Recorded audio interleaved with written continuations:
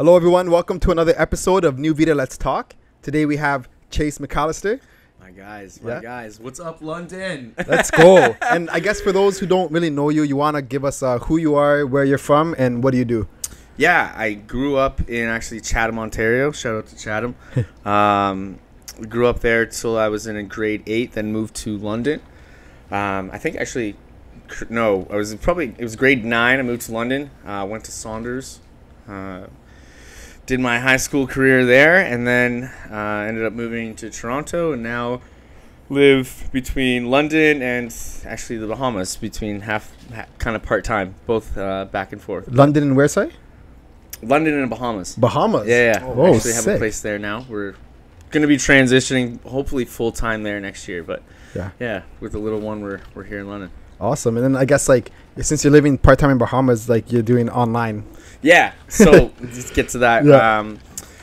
So lived in London for quite some time. Ended up moving away, starting an online business for marketing.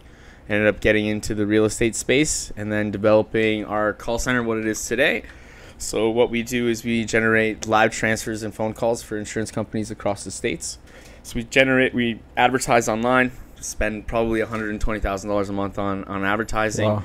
We get leads, people requesting a quote for life insurance, and then get them on the phone, and then transfer them to licensed insurance agents across the States.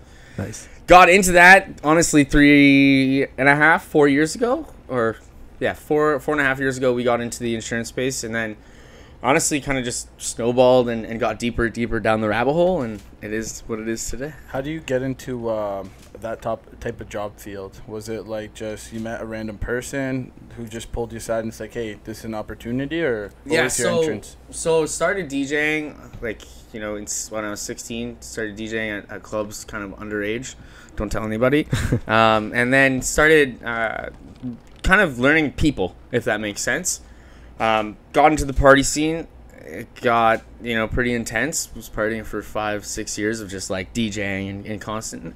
Left that, and then decided to find a professional career. Ended up getting a job as the executive assistant to the CEO of an HVAC company. Ended up working there for a while. They needed a website. I started building a website. Took their online store from $0 to $800,000 a year. Holy. Decided I should probably quit my $30,000 a year job and ask them for more money. So I quit. Basically left. Ended up leaving. There's still a client and a dear friend of the CEO still. Then left. Starting Unreal, the marketing agency that it is today, and started working with multiple different business types. From real estate agents to barbershops to a bunch of other different business types, and then eventually got a client that was in the insurance space here, and honestly, I resonated with it a lot because I had a friend of mine, and in 2018 was killed downtown here, and honestly, all of our friends, he didn't have very much family. So all of us friends had to do a GoFundMe to kind of get his funeral in order, to say our last goodbyes. And when I had the opportunity to work with an insurance company that was specializing in final expense insurance, so giving people that truthfully didn't have a lot an opportunity to spend maybe $10 to $20 a month and have $25,000 to $30,000 there for a funeral, and then whatever's left goes to the family. And a lot of people in the States especially do not have that. So when I had the opportunity to kind of work for this client, I started getting him good results. I said, I resonate with this a lot, and then I'm like, fuck it, I'm going all in on this. This is what I want to do. I'm passionate about it, and I want to continue on this, and I want to make sure that I help as many families as possible. Now our company helps 11,000 families a month. That's crazy. And I was gonna say, how did you have any prior experience to making a website, or did you just like dive into it? Yeah, so I mean, I'm a fond believer of like for me, I don't even have my grade 12 diploma. I still need 20 hours community service to get it. So for me, it's like you got to throw a bunch of shit at the wall. You can't learn how to swim without jumping in the pool. So for me, it's like I figured most of it out. I paid for courses, bought coaches, paid for every course you could think of, spending as much money, any money that I would possibly make went back into personal development, because I didn't have the the luxury of going to university or anything like that. I chose not to, and so for me, it's about paying for somebody's time, and that person better be in a position that I want to be in, and then take as much value as I possibly can, and then try to provide any value I can back. But I have a lot of mentor relationships and paid mentor relationships, and obviously people that I've met along the way, and I think I'm good at extracting knowledge and implementing it. That's the key to everything. So, looking at a course, reading a course, yeah, you can pay for a course, but if you don't know how to implement something, it's really hard. So that was something I had to develop, was the implementation part of it. But I think, you just keep doing something. Consistency will outweigh anything, any motivation, any intensity, just staying consistent with it, and then learning new skills consistently. So never stopping learning. Like I try to read 3 books a month, but that never really works out. It might be like a half a book a month, truthfully. But was there any book that that stuck to you that kind of changed your life in a way, or? Yeah, Thinking Fast and Slow. I can't remember the author. Please put the author in the edit. What was it about that book specifically then? Yeah, so it's, your brain has basically two ways of thinking. The fight or flight, and then the slow and calculated thought. Now, a lot of you look at like accountants, they're extremely a slow thinking brain where they're calculated, collect. Then you look at somebody who's like a fighter pilot where they're like in fight or flight, they can react to certain situations quick, they can move, and they don't need to sit down and calculate every decision and look at all the different options and calculate. And truthfully, you need to find the balance between two sides of your brain. So you have the calculated part, but you still need to say fuck it and do it, and just do it and not think about it too much, because a lot of the times business owners, especially, and when you're starting a business, you think you need some fancy fucking website, you need this fancy logo, you need to worry about fulfillment or the product and build such an amazing offer, but all you need is a good offer and customers to reach out to you, and you'll figure out all that in the end. Like, it's a lot easier to solve those problems when you have the check in your hand than it is if you don't. were you naturally one of those people first? Like, were you like responding fight or flight? Yeah. Or like, what were you naturally? Definitely. Before? And that's one of my downfalls is slow thinking, truthfully. Yeah. And that's where I've hired a lot, like in our business, I have on my right hand who's an extremely slow thinker, in the sense of not slow thinker, but he takes his time, calculates things. And I'm the kind of guy, it's like, let's just throw shit at the wall. Let's go. And you have to have that balance, but I don't think you get anywhere with, sitting and trying to calculate how to swim. You just kind of have to jump in. Like kind of like that visionary integrator balance. Yeah. And I think growing up, I've never had limiting beliefs. So for me, I've never seen like a cap on what I could accomplish. And I never put myself in a box. That's why I didn't go to school. I didn't want to put myself in a box. I don't want to have a career or a job. I want to be able to do things that I get interested in. And how do I do that? How do I have something in my life where I don't have to think about the money anymore, and I can really just enjoy and indulge in things that make me interested and drive my interest. So for me, going back to the question, I think I always have had a drive in me that, truthfully in high school I probably got picked on for, just like the outside thinker, always consistently like outside of the box and never putting myself in that. And I think that's what's driven me to now be where I am at today. Not limiting myself. Limiting beliefs is where people get, put in a box. And like, especially in Canada, people just don't think there's like a way out of that, like potential, like, How was that transition? Like, because you do business in the States right now? Yeah. So how was that, like, doing business in the States? So for us, it was always like, just take it back. When we started the business, it was about you got to niche down. You got to pick some target audience that you can go after. That's Unreal, right? The business we're talking Unreal, about? yeah. So that's what UNRL stands for, UNRL. Right? Yeah. Okay. We were talking about that. Yeah. Just sorry to kind of take over. No, like, I was kind of wondering, because like, first was like, is it URL? Kind of like just if you're typing www, whatever, right? And then it's kind of cool to now understand it's Unreal, but why first? This is actually a hilarious story. So, and going back to the point of like, do you need a fancy website or do you need a fancy logo? My friend, he's a DJ and producer, and just does his own thing, right? Like he's not wanting to be famous, doesn't want it, but he just loves music and he does his thing. And about 3 or 4 years ago when I was starting the business, he was like, man, I really want to get like a logo done and like a name. And I was like, dude, you should be like Unreal, because like all the boys, like we hung out and we're like Unreal, Unreal. And we were just joking. And then he didn't really like, he had the logo for like 3-4 weeks and he's like, yeah, man, I'm like, I'm not real. I'm like, I'm gonna take that and use that for my business. That's really cool. So it was like, there's no real big story. Now, once I realized that, I thought like it developed into like so much meaning that now it's like way deeper than I first originally thought it would be. But it's kind of cool. Like I try not to allow my brain to think on things that aren't, you know, revenue driving tasks or things that's gonna really move the fucking needle.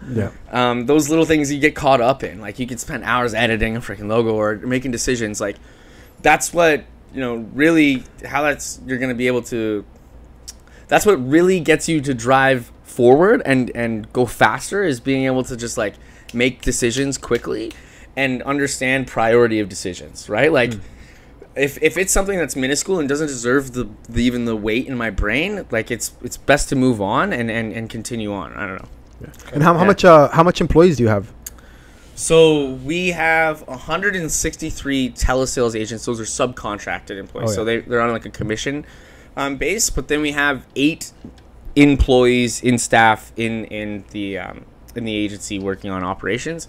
And then I think we have we're partnered with 3 other IMOs, which is a massive brokerage, and they have probably 4,000 to 5,000 agents that we work directly with in that regard. But wow. Is it so that in respects of like our business drives their business, because without our business, their business doesn't move. So when you say employee, yeah, I have 8 guys that are on my payroll, but in my mind, I think about the like thousands and thousands of people that like would be affected if I fuck up a day and I don't and that goes back to just building processes. Like I spend maybe 3-4 hours a day hardcore work, and the rest is like, I can depend on the people that I've put in place and the systems that I put in place. But okay, so sorry, I might be going like I'm spilling guts here, boys. No, it's awesome. Like even going into that, so now we kind of like narrowed it down. There's 8 employees that are actually on the payroll. Yeah. What's it take for someone to be on your team like that? Like obviously these 8 people have to be someone you confide in. With at least getting a task done, right? They also have to probably be punctual in some form, either that being their work being done or just even showing up on time for a meeting, right? What do you look for? I have one question in an interview, and it's if you had the chance to win, if you had a 50% chance to win $1 million, or sorry, if you had a 50% chance to win $10 million or a 75% chance to win $1 million, what would you take? Can you say that one more time? If you had a 50% chance to win $1 million, or 50% chance to win $10 million, and a 75% chance to win $1 million, what would you take? That's a tough one, huh? Or sorry, even 99%. If I'm in the position I'm in now, right now, I'll probably take the 50. Anytime if I was more struggling, I'd probably take the 75. Beautiful. So I would always take the 70. Always take the 50. The 50. Sorry. The risk. The one with more risk. Yeah, and I think so this is the thing. Both sides get hired. Yeah. But it depends what I'm hiring for. So if I'm hiring for sales guys or people that are go-getters, I want to know that they're going for the 50. For the 50, right? Yeah. The guys that I have in the systems and like are calculated, the guy that's doing my accounting better he's saying 75. Yeah. Yeah. That's interesting. So and I always start my interviews with that, so I get a gauge on their personality. And I'm a very big and I'm keen on personality rather than skill sets, because your resume to me doesn't mean shit. I don't care about, truthfully, your school education, because that's not going to apply right here. Like your business is going to apply here, and I'm going to teach you from A to B how to make a bunch of money. So you need to be coachable, truthfully coachable, and have the drive to go and get it. So for me, it's core values. Our core values are like, get shit done. If your back's up against the wall and you feel like your back's up against the wall, you're doing something right. Like keep at it, keep going, and drill it. With our sales guys, some of them are making, honestly, up to 6 figures a month now in cash flow, and like just deposited in their bank. So at some point, they're going to get to a point where they're making so much money that they just get complacent. right? You want guys that are like endless amount. They don't care. They're like, they'll just keep going because that's what drives the business forward in certain positions too. So it comes down to the core values of like who we are and do they fit with the team too. Yeah. I was gonna ask. Can you pinpoint it back to a time where your business like turned? Like, I'm sure like every entrepreneur, they start a business. Okay, like nothing's happening. 1 month, 2 months, 3 months, and then all of a sudden you feel like the wheels are turning, or was that from the beginning with you? No, fuck no. It took 2 years for me to make any money. I basically the first year, thank God, bless her soul, my to-be wife, my fiance's mom, let me sleep in her basement for basically. Well, it sounds weird when I say sleeping. We co-live together. Yeah. I helped out. It wasn't just like doing nothing in the basement, playing video games or some shit. Right? But you know, it was really a lot of struggle for the first 2 years, man. And making sure everybody else was paid before I'm paid. That's still to this day. Like, I live at zero still to this day. Honestly, I have $500 in my personal bank account. Business bank account's banging, but I still, for me, it's like getting everybody paid because right now it doesn't matter, and that's the mentality I've always had. Was like, I didn't care about the up and downs, and I'll get to the pivot point, but I didn't care about the up and downs. It was more or less like, what's the 10-year goal? What's the 20-year goal? And I'm trying to make generational wealth. I don't care about monthly wealth or like having good pockets today. And then, truthfully, the pivot was like, I was already going somewhere. It was a steady growth. There was ups and downs. There's always going to be ups and downs. And I was always committed to staying consistent with that. But the true pivot was me having a daughter. And like, that was like, oh, fuck, it has to work now. It's like, I could probably have a backup plan here. No, it's like, okay, now I need to build something that, one, she's going to be proud of. Her kids are going to have, be proud of. And then something that's going to last for generations. And then it also became, my right hand, Wesley. Shout out to my man. I want to make sure he's good, his kids are good, everybody's good, right? And like making sure that core team, going back to your question, making sure that core team is aligned with that goal, because if you're coming in the team, we're going to the moon. So you got to be ready for that ride to the moon. It's a shitty ride, It'll be nice when we get there, but shitty ride. The pivot was truthfully my daughter, and just making how serious it was, like, because you get into business, to provide value to others and to make an impact in the world. But, like, the true purpose, it's almost a little narcissistic. And you can't help but feel narcissistic as a business owner, because it's like, at the end of the day, it's about building something for you. And you feel like you're on top of the world, or you're better than the average Joe. And it's not that. I think it's a little bit different. But once you have a kid, now it's not about you, it's about them. So it flips the switch for you on purpose, right? It's an instant amount of purpose, where the purpose was just for me to excel and to exceed what my expectations were of myself. But now it's to like provide the same thing that I was provided for and more to my child. And that makes a lot of sense. Yeah, that'll do it, huh? Yeah, no, 100%. Are you, so like now you're like, you've had your daughter's born and like she's around, right? Yep. Is it really hard to allocate that time between, like, especially being like a CEO and the founder? It's like, how can you allocate time for your daughter but also have time for like all the stuff you have in the back end? So good point. And we were speaking to this earlier off camera to the other guys, and like, for me, and truthfully, I make on average probably like $100 to $150 an hour. Just as an example. So anything less than that, I hire out. Cleaning our house, cutting my grass. Literally, we're looking and hiring a cook here in London to come and cook. So anybody that's cooking here in London, hit me up, because I need a private cook. But anything that I can pay that's less than, truthfully, $50 an hour, outsource that, because then it allows me to have all the time for my business and family, and that's it. And I don't have to worry about those mundane tasks that actually take away from the quality time of being in work, and then the quality time of being with the family. And luckily, I have my sister. That's why we do have the place here in London. So when we are in Canada, I have my lovely family can help support with the baby. Yep. So me and the wife can focus on our business during the week. And yeah, it's about hiring out the things that can be done by other people, and it's not more than your hourly rate. And that's like the biggest thing is, as a business owner, you got to calculate what your hourly rate is. So when you start the business, My hourly rate was minus $20 an hour, literally. Liability. So none of that, and I wasn't hiring out shit. Everything was done by me. I'm wearing every fucking hat. And until I was making over, $50 an hour, okay, perfect. Now I can hire out somebody for, $10 an hour. Outsource it overseas. Get somebody for $5 an hour, right?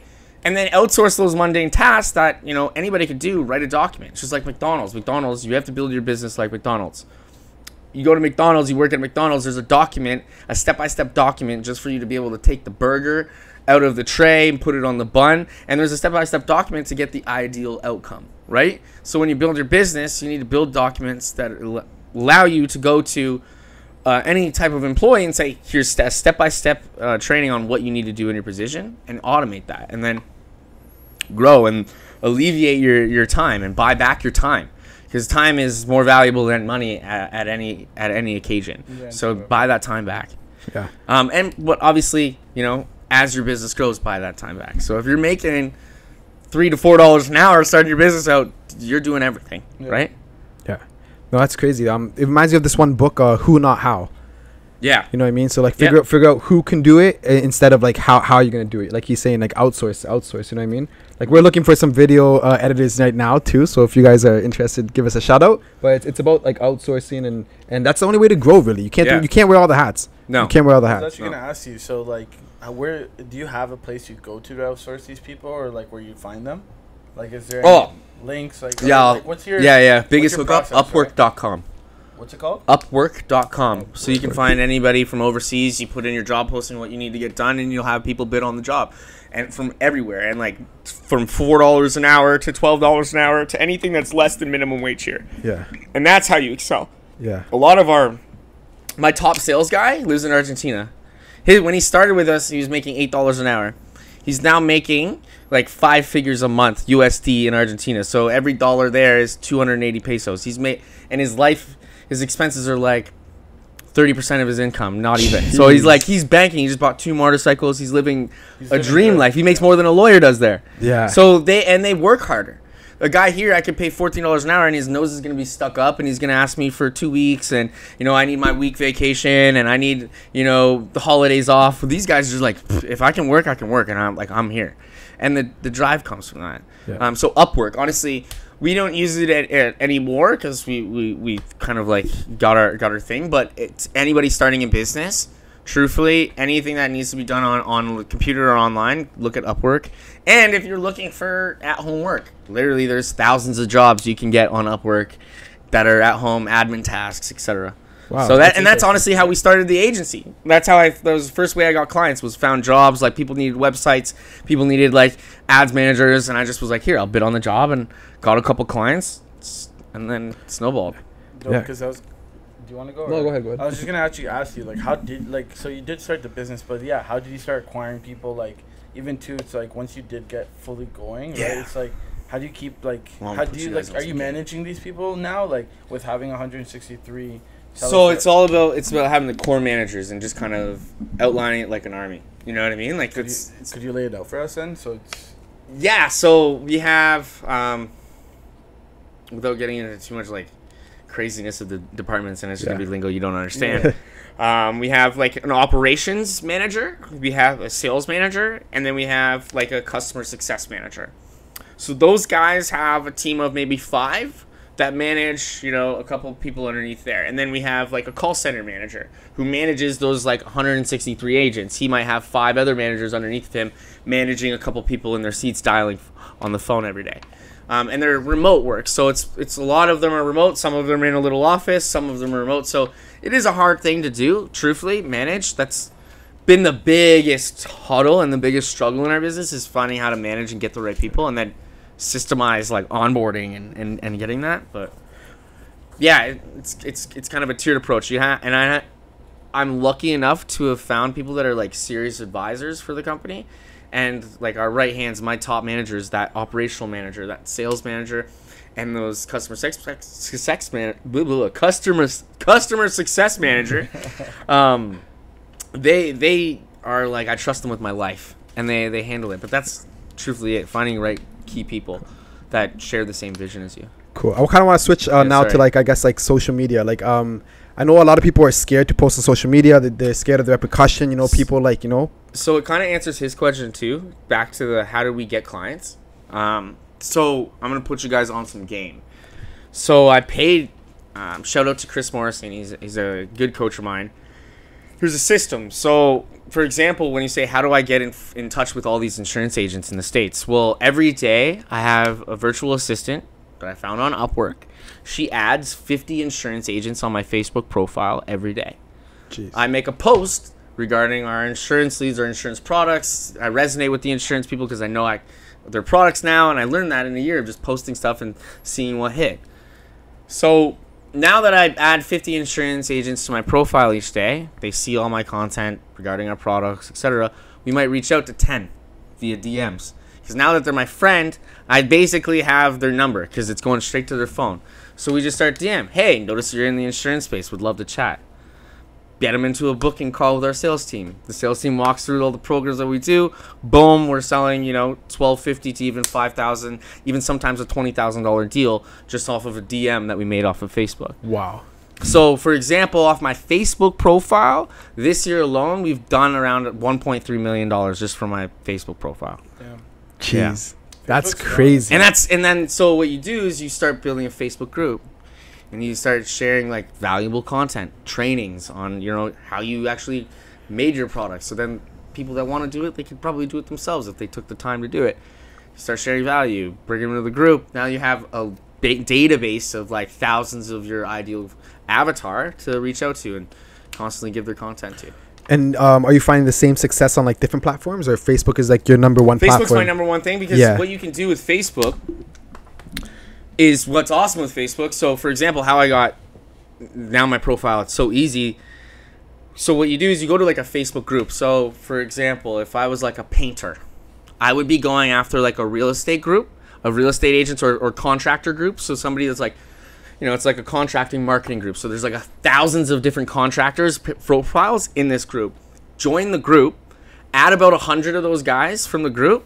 All of a sudden, if you go to your suggested friends on Facebook, now Facebook's just going to suggest you only contractors. So all my VA has to do is just click add friend, add friend, add friend, add friend. It just makes it super simple. Yeah.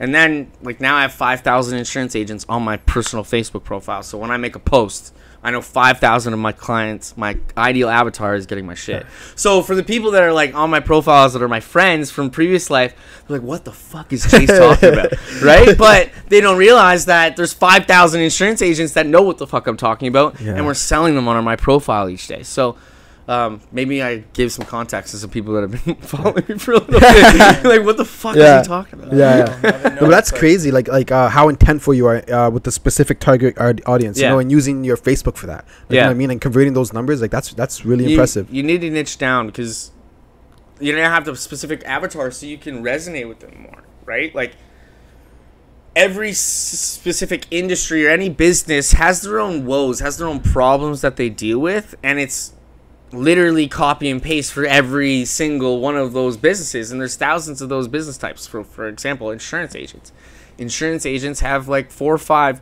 core struggles. They need leads, they need phone calls, they need people to speak to, and there's different problems that arise. Like they hate lead vendors. They're like they get scammed by a bunch of people, or it's they get a bunch of chargebacks, etc. Not that you know what the hell that means, but there's different problems that I know that I've just learned from talking to insurance agents all day, that now I'm a freaking whiz in insurance. But it's about being able to connect with those people on a different level. So now, I can speak to insurance agents like as if I am an insurance agent, and they relate to me, so they want to hear what I have to say, and it's not just some random marketer trying to sell them on some, bullshit that they don't really know my business or my shit. So, okay. Yeah. Sorry, might be rambling on. Can I? Yeah. Refill? Yeah, that's gotta refill. Yeah. It's gotta refill in here. Squire? Squire?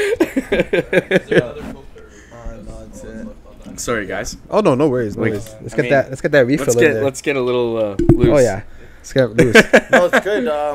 Do you find even now it's like, do you even believe that you're at the place you are now?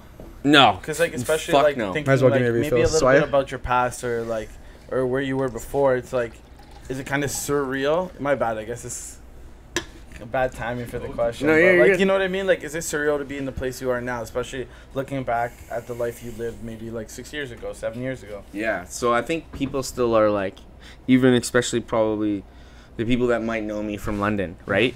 I think they're like, how the fuck did this happen? Right? Like, because they probably see me at the bar just magging, like being a complete maggot. And I think I still wake up that kid inside, like that, like, holy, how did this happen? I wake up some mornings. That's why in the past 2 years I've gone gray. Like, I'm 28 years old, guys. I have a gray beard, and this just started when I started a business. And it's, you wake up, I bit off way more than I can chew most days, but you just roll with it. You just roll with it. You just get up and do it, because motivation's only gonna get you to the door. Discipline's gonna get you through it, right? And it's just staying consistent. And like, a key quote that Tom Hanks made it in a video and actually stuck with me. It's like, this too shall pass. And even when it's good, this too shall pass. And even when it's bad, this too shall pass. So just stay chill. Yeah. And don't get so high on the highs. Don't get so lows on the lows. Just stay chill. And I think I still wake up in the mornings thinking like, fuck, I wonder if my employees are going to realize I have no idea what the fuck I am doing. And I think, and I've talked to, no, facts. And I've talked to I talked to some guy that literally is coming into $100 million. And he's in the financial space. And he's still, to this day, he's like, yeah, I don't even fucking know what I'm doing. Like, most days you don't. You wing it. It's like imposter syndrome, right? Yeah, you get that. You get that. Like, especially in marketing, we have this thing called funnel hacking. And like, it's just the thing of the trade. Like, all right, you put up something that's converting really well. I'm going to literally cut and paste everything you did that worked and just rephrase it. Yeah. And it happens. But yeah, it's that imposter syndrome. You always get that as a business owner. Like, I still get that every day. Yeah. Every day. And that'll never truly go away. I don't think it'll ever will go away. Because you're going to get to different levels. And being a business owner is looking at a different room and wanting to be in that room, and then thinking, how do I get into that room? And then when you're in that room, you're like, I don't think I deserve to be here. Yeah. And you just always feel like imposter syndrome, I think, at some point. I think every successful person I know, in some way or another, is still winging it. Yeah. And with Unreal, like, how far do you want to take this? Like, is this still like you guys are let's go, grow? Like, is that still the motive right now? Yeah, of the business? we just signed a contract with Allstate Insurance. Oh, nice. Oh, sweet. Yeah, awesome. And we're gonna my goal is to get it to like a $10 million a year. Yeah. Right now we're on target to do 3 this year, and I hope to do that in 10, and then an exit. I'm kind of looking at exit options in the next 10 years, truthfully. And then giving majority shares to my right hand, truthfully, and then going on to other ventures. Do you think that's kind of like what'll keep you going? Is like, you don't want this to be like, I get to the top of this endeavor and then I'm like, get sad, get bored, get loose, where I'm like my dream is to own a racehorse. Truthfully, that's like one of my goals. Like, those like everybody wants a Lambo. What would you name it? Lucky. I don't fucking know. Like, something sick though. Thought about Lucky. A racehorse, but no name. No name. Because it's like it's the horse has its name. You gotta see the horse. Like, yeah, that's true. That's John. Yeah. Fred, that's it. But I'm I have no limit. Like, I'm trying to go to $100 million in like financial wealth. I'll never leave Unreal. I'll still have majority, I think, shareholder, but I'll give a piece away and move on. And on to other things that are in the same realm. Like, I'm not going to go and try to my shot at something else, but I'll move on and maybe do a different call center for a different industry, etc. Yeah. But what would you say, I guess, is your why, like right now? Like, what's keeping you going? So it's kind of a good question, because I don't necessarily like have like, everybody has their whys, and I think a lot of it, especially like entrepreneurs, you have like 2 things of why you want to be an entrepreneur. You want to show somebody up or like prove something, right? Or like you didn't have it, so you need to go and get it, right? You came from nothing, so you want it. And then 2, it's like, you're extremely passionate, it just happens. And I think for me, it's one, getting out of my dad's shadow, because my dad's a successful entrepreneur and like wanted to like, and for the people that don't know, like, I haven't borrowed a single cent to start this, and it's getting out of his shadow. So for me, it was proving somebody right. Yeah. And I think for me, it was just more or less like, what keeps me going? What's my why? I keep at zero all the time. Like I said, I have $500 in my personal bank account. Like, it's got to work. And like, I have a business coach that tells me, and he's got a quote: if you go and rent an apartment you can't afford, I guarantee you'll make rent. And I live by that. So when I say what's my why, like, my kid, but like, you know, what keeps me going is the fact that it has to go, and it's like the discipline of just staying consistent in that. So that's really cool. Yeah. I got one. What would be your fear, like, kind of with owning a business? Oh, you don't like that? I got one. Yeah. Every time he has a question, he goes, "I got one." No, I got it. But no, he's got it though. What's your biggest fear with this business? You got two though. Yeah. You got a follow up? All right. So no. So what was the question? Like, all right, let's just do the one and we'll figure out the two. But no, like, what's your biggest fear with the business overall? Like, is it the fact that it might not be successful later on? It might not be, like, is there a fear at all? Can I build off that? Just in a sense of like, fuck, I lost. That's 100% my bad. No stress. Okay. It's okay. No, it's all good. If so, like, is there a fear?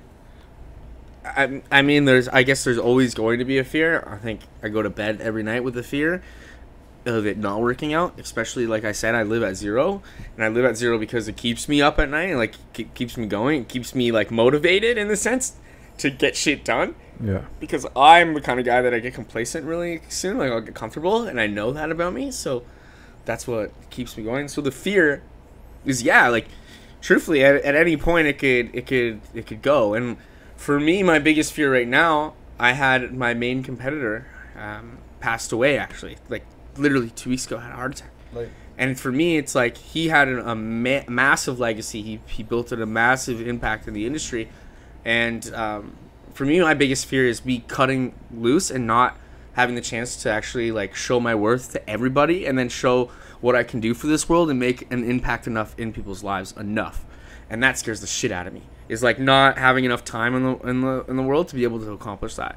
So it's like that's what keeps me going. It's like I have to get this done. I have to check these off because like I need to make an impact. I need to prove to everybody that like I'm worth something, and I don't need that fucking grade 12 certificate. Like, And are you like do you take like your mental health and physical health like do you work on that to like kind of, I guess, like give yourself more time, like to give yourself that chance to be the healthiest? Like, is that something that you take serious? Or? Unfortunately, I probably should work out a lot more. But for me, mental health is a big thing. I struggled with mental health early on in my life, so I definitely, routine is essential for me. If I get off a routine, I'm screwed, and I just, get into myself. You get complacent, and you just,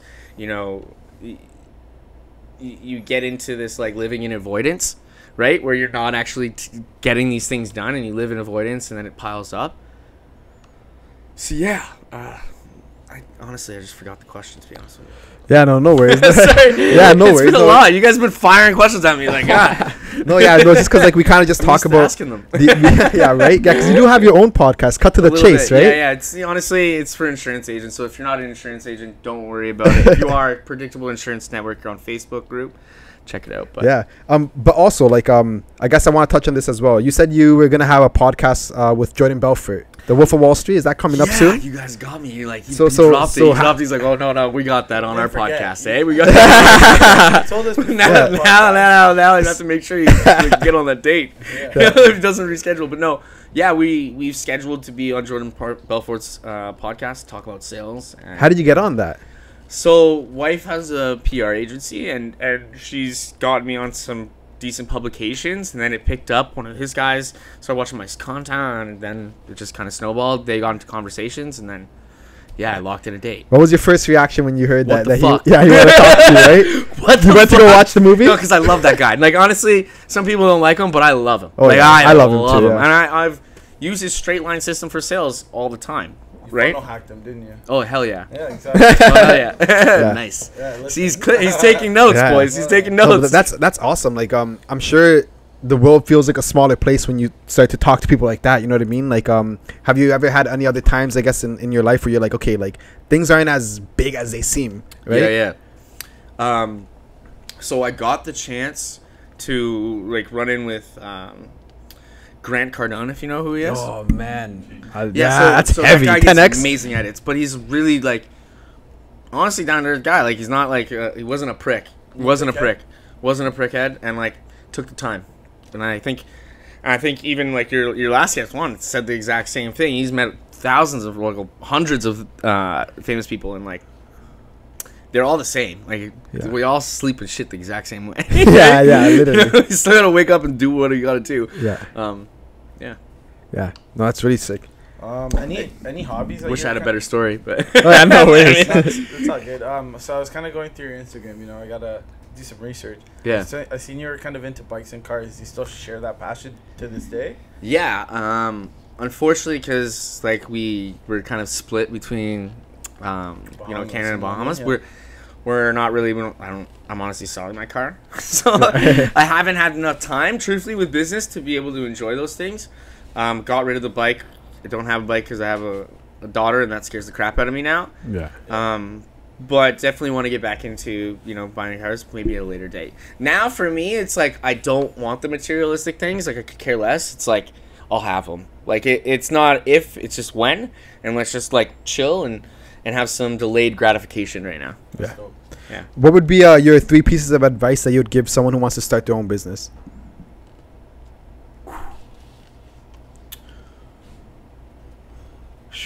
First, you need, instead of thinking about the product or the service and how you can be the best painter, you need to find a way to get as many customers as possible for as cheap as possible. You need to be able to have as many people as sitting in the butts in the seat as possible for as cheap as possible. That's first and foremost. So, any business owner, you think about the chef. The chef that wants to start his own restaurant, he's like, I'm an amazing cook, I'm an amazing cook, I'm an amazing cook. When in reality, he needs to start thinking, I need to be amazing at selling food. Right? In the first bit, eventually, once you have that customer, that big pipeline of people walking in the door, return visitors, now I can start thinking about, okay, now I can be the chef, now I can be the creator, right? But at the end of the day, I'm still going to be the salesman for my food, right? And people get that twisted that they have to be the expert on the product, they have to build these fancy websites, they have to have all their fulfillment dialed in, when in reality, you need just customers first and foremost. And then second, documentation. So SOP, standard operating procedures. You need documentations for every little task in your business. So every time you do a task, the first time, get a piece of paper. I did this. I grabbed the can out of the cupboard and placed it here. Blah, blah, blah, blah, blah. Literally everything. Document it all. And if it's on a computer, there's a very cool tool called Scribe, and it'll literally just scribe it all for you. So you just do the actions, and it'll document it in an SOP, and you can send it off. But have SOPs. Things that you can now take and implement from somebody else. You can have other people implement, and it'll give you the same ideal result that you want. And then thirdly is figure out what your core values are. And then figure out what does your life look like, and then build your business around your life, not your life around your business. So, for example, if you want to have, the $100 million, the massive houses, you're going to need to have employees to automate. You're going to need to hire out people that are working for you so you can buy back that time and expand and scale. But if you just want to work from home, have enough cash, $20,000, $10,000 coming in a month, you're living good, just straight cash, live that lifestyle, then you got to figure out those goals in the beginning. Because that's how sorry. It's all good, man. Talking too much, guys. That's how you're going to be able to really scale it. One, you need the customers, first of all, because it's a lot easier to solve problems when you have money coming in. Yeah. And then two, have documentation and procedures in place that you can scale that up and hire out quickly. And then three, just having those core values. What do you want to do? Where do you want to go? And then reverse engineer that shit. So I only want to live, in an apartment in Colombia for the next 6 months. And I just want to work from a laptop and do what I want to do and maybe work 3-4 hours a day. That's the value. Stick to it. A lot of business owners get into it. Where they're like, just trying to make it this complex business, or it's the ego of like, I need to build this like massive company and have all these employees. honestly, if I could keep our business as lean as possible, that's a goal to me, because that's my core value. I'm trying to buy back all the time I have so I can spend with my daughter now, right? Yeah. You just have to get aligned with that. Yeah. No, I love what you said in regards to like the chef. You know what I mean? Like you're falling so in love with like cooking, but you forget you actually need customers. Like it's crazy. Yeah, because, like nobody's gonna fucking buy your food if you don't sell it. So everybody has to like be a salesman. Be a salesman. Everyone, no matter what industry you're in. And that's what they get fucked up on. That's crazy. What people like try to be the creative, and they only get like 1-2 customers, and they spend hours in their editing booth when like they could just fucking hire somebody to edit that, right? Like I spend 20 minutes a day for my content. Literally, not even that. Like literally, I write some hooks, write some things, batch out the content, it's done. For me, I'm about systems and time efficiency, right? Like how can I get the ideal result, the quickest amount of time, and still provide like quality too. But at first, did you find that you were like very like connected with the company, that it was hard for you to let go of certain tasks? Like yes, that's the biggest thing, is everybody like you don't want to let go, because and there's still things that I hate letting go. It's bad. It's something that I've had to develop too, and I was a terrible leader. I'm a terrible team manager. I'm half the CEO that I truthfully need to be, and all my employees know that. But that's why they're my employees, and that's why they're in the positions that they are in, because they are my downfalls. Everything that I'm not good at, they're good at.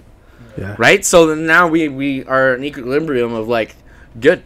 Yeah, they don't let you. They do let you excel, but they don't, because then they're always got your back. And but then you also motivate. It's kind of weird, right? Because like you got to think of it like this: without you, they don't move, but without them, you don't move. But at the same time, that's why you guys move together. So it's almost. It's a good and bad relationship in a way. Yeah. It's but it's synergy too. It's like, and then it comes down to having people that like literally share your vision. Yeah, that's the biggest thing, is having people that actually share the vision that you're trying to go for, and they believe in it. And that's the hardest thing, to get people to believe in your vision. Like, just listen to me, man. Just listen. This is gonna be great. This is gonna be an amazing business. My right hand, he was my boss at the HVAC company that I worked for. He was like a manager of mine. I quit. He ended up quitting like 6 months later. And I was like, I started an agency, man. Dude, we're making $2,000 a month right now, man. Yeah. Like, please, if you work with me, I swear we'll make a bunch of money. 2-3 years later, he's now finally making money. Yeah. But that guy's gonna ride with me for the day I die, because he was in the trenches with me, right? And those people are very hard to find. Very hard to find. So I'm extremely lucky in that sense. I think it's been consistency, preparation, and then luck, and then opportunities. Like opportunity comes where preparation meets, luck, truthfully. How important was it for you to get out of your comfort zone? Like, you know what I mean? Like, to talk to like people. I know like networking is a big part of business, and like, and who you know and what you know, and like going out of your comfort zone to talk to people. Yeah. Like, I think I honestly might have some like disconnection. Because I can't, like, I've always been a social guy, and I've always been, like, put myself out there, and I don't care what people think. Yeah. That's why a lot of people, like, have mixed feelings, Like, dude, I've seen you here, and I'm like, where are you, like, what's going on? And I think I've never really cared about that shit, so I've always put myself in rooms where I might not have belonged, but, like, just fucking wung it. That's awesome. I've, even starting, I was getting into, like, CEO boardroom meetings to sell my product.